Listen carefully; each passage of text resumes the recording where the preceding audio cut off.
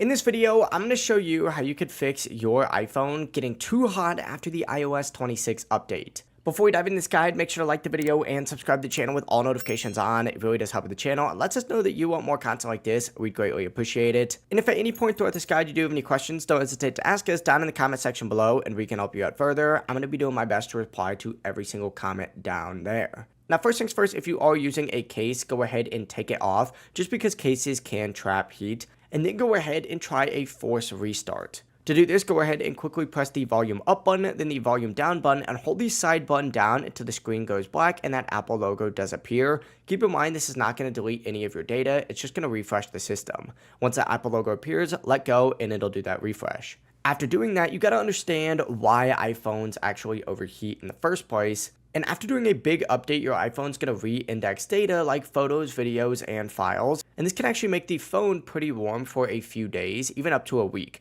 Don't worry, that's normal. Some things that you could do to make sure it doesn't happen though is keep your phone charged, avoid heavy use if it does feel too hot, and let the phone finish processing in the background. But overall, that's the fixes for your phone being too hot. Keep in mind overheating after updates is very common and usually is temporary. But if this guide did help you out, don't forget to like the video and subscribe to the channel with all notifications on. It really does help with the channel and lets us know that you want more content like this. We'd greatly appreciate it. Have a great rest of your day though.